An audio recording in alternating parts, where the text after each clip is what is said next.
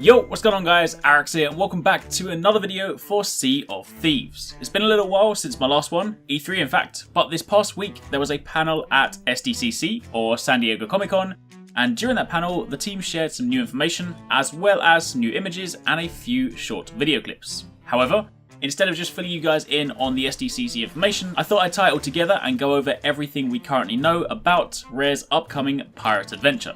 So if you do enjoy this video and you do learn something new, then don't forget to drop a like, it is always super appreciated, and comment down below and let me know if you are looking forward to this game yourself. Now, as some of you guys may know, I was actually lucky enough to go hands-on with this at E3, and if you missed that video, then I will link it down below. It's me and 269 chatting about our experience. But in short, I am genuinely so excited about this game. It's really nice to see Rare return into form, and the game itself has so much promise, so it's something I will, without a doubt, be following closely. And over the coming months, you'll no doubt see more videos on this channel. But that aside, let's start breaking down everything we know. To begin with, very quickly, just in case you've never heard of this game before, then Sea of Thieves is Rare's upcoming shared world adventure game, or SWAG for short, set in a pirate universe. Fundamentally, it's a multiplayer game with the core being crew cooperation. You play as your own pirate, which you can customize, although short of seeing a few different pirate variants in the E3 gameplay, we have yet to actually see that process. However, as well as that, you can own, upgrade and customize your own ship, and of course that's where the crew cooperation comes in. In order to be a successful pirate, you need a crew to help you operate your ship, be that people to patch up holes in the hull after combat, raise and lower the sails, man the cannons, give you directions from the crow's nest, or, you know, play music, drink grog and do the typical pirate stuff. However, that being said, Rare stated in an interview with VentureBeat that they're keen to give players the ability to play this game in the way that they want to. If you want to explore the world for legendary treasures or sail to the furthest island, you can. If you want to be the most feared pirate in the seas and sink other pirate ships, you can. And most importantly, if you are a solo player still looking to enjoy the adventure, you can do that too. While Rare did clearly state that they are building a multiplayer cooperative adventure game, they similarly don't want to limit what players can do. So it's also entirely possible for someone to be a one-man pirate on a much smaller one-man ship. Admittedly, you'll likely have a much harder time, and might need to think twice before taking on a much larger ship and crew, but regardless, if you want to explore the world alone, in search of your own treasures, then you can. Or alternatively, you could assemble a crew of lone pirates, each manning their own one-man ship, and then swarm a bigger vessel for a surprise attack. The possibilities are pretty vast. However, for those of you guys that have every intention of playing this game with a full crew of salty pirate teammates, then at E3 the game was demoed with 3 to 5 man crews, but in an interview with IGN, Greg Mayles, the creative director, stated that a crew limit had yet to be determined by the team, so there's a chance that could still go up. Now, with the basic premise out the way, let's talk a bit more about the actual game itself. I mean, we know it's a cooperative pirate adventure where you play with other people, sail the seas and explore, but beyond that, what exactly do we know?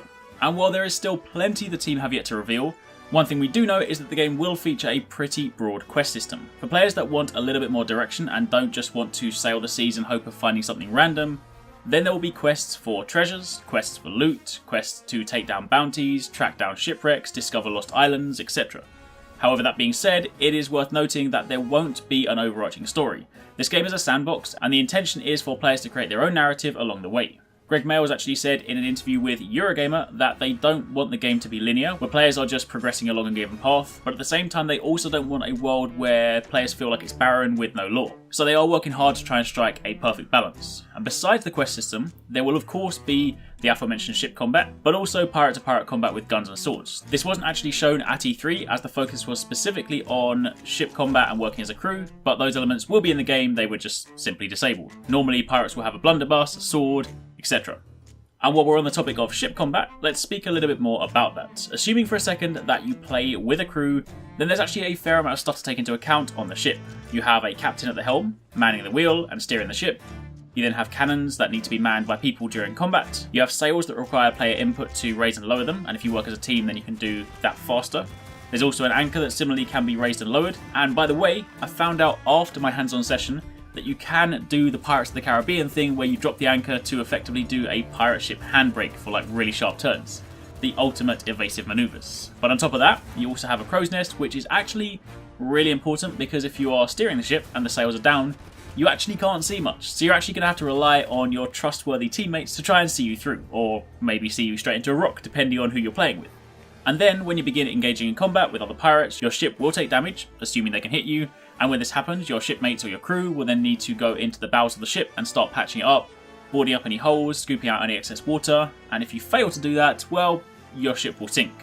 The interesting question is, what exactly happens when your ship sinks? We haven't really heard anything definitive on this. Of course, during the E3 demo, you just respawn because it's a demo, but we don't know yet whether there will be any sort of penalty. Does it just respawn? Is there an associated penalty? Do we have to go back and build a new ship? Farm new parts or anything like that? Who knows? So for the time being, that will, of course, need to remain a mystery.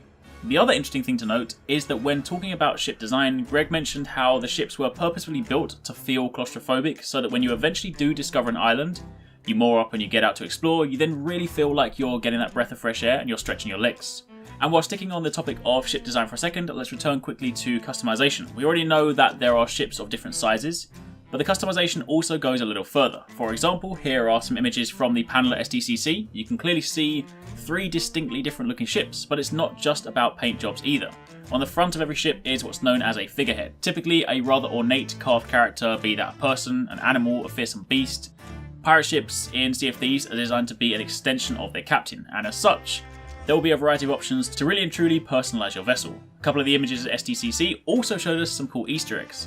This image is of a Banjo-Kazooie figurehead. You can see Kazooie on the shield, and of course Banjo behind. And then this second one is actually Joanna Dark from Perfect Dark with 2 crossed guns. And I imagine there are plenty more Easter eggs to find once the game launches. I'm definitely super excited to try and go hunting for those. Also, jumping back for a second to the pirate customization options, while we don't know exactly how extensive these will be, one thing we did get a look at are these 3 images again during the SDCC panel. These show wear and tear on character models, with the first face being a brand new pirate, the last one being a pirate who's clearly seen some battles and has a story to tell. Quite how this factors into the game, again, we don't know yet. Whether this is something you can control, whether these are simply options during the creation process, or whether it's something that happens throughout the game, again, we'll just have to wait and see. We also got a look at a couple more images showing some general wear and tear on environment and objects and ships. These help to illustrate whether something has been repaired or worn over time. Again, likely an indication of a new pirate ship versus one that's seen some battles.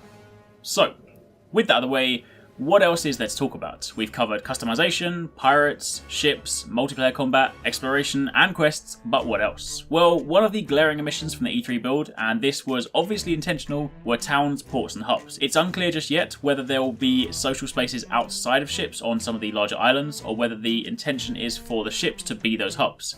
Personally, I would love to see some sort of pirate town where people could perhaps go to party up, play pirate games, listen to music, drink grog, and maybe get into a few bar brawls. But I guess that's something they will reveal at a later date. Another thing we learned during the SDCC panel, paired with a Red Bull interview from E3, is the existence of ghosts and ghost ships. Sea of Thieves seems to have a rather interesting way of handling player death. I mentioned earlier that we don't really know what happens to your ship when it sinks, but as an individual player, if you die, you actually get sent to a ghost ship. See this as like a waiting room before respawning. And what's more, while you are on this ghost ship, your crew will of course still be out there in the real world, so you can effectively look back into the realm of the living and kind of see what they're up to, or see if they are trying to steal your treasure whilst you're away.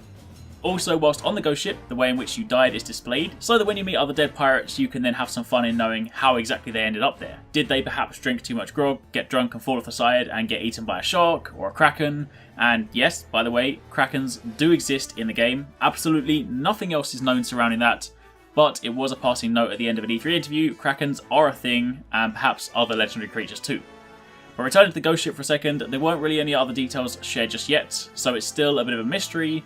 Whether living players will have the opportunity to battle this ghost vessel will remain to be seen, and whether there is any way to lessen your stay on the boat is again unknown. Whether you have to do like chores to shorten your stay, or whether it is just like a predetermined timer before you can then re-enter the world. But regardless, death actually sounds like it could be pretty funny in this game. Now beyond all that, a few technical things. The game features a full day and night cycle, and with different times of day comes different weather and sea conditions. The game doesn't support split screen multiplayer, but as we all know, cooperative play is at the heart of the game. It'll be released on Xbox One and Windows 10, and as we know from E3, it will also be a cross-buy title, meaning that you will be able to buy it on one platform and pick up and play on the other, which is super cool, as that means I can jump between playing with friends on Xbox One and PC.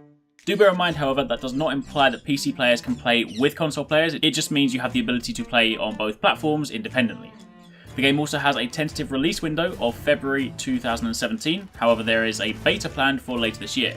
Still no exact time frame on that just yet, but I will be sure to keep you guys posted on that as and when we hear more. But beyond that, I don't really think there's a great deal more I can say at the moment, short of how excited I am to play this game. That's pretty much all the information that we currently have and everything that I've scraped from various interviews. Of course, as and when more information gets released, expect more videos, but in the meantime, let me know what you guys think in the comments down below. What aspects of the game most appeal to you? What are you most excited about? And thank you very much for watching. Take it easy. Catch you next time. Peace out.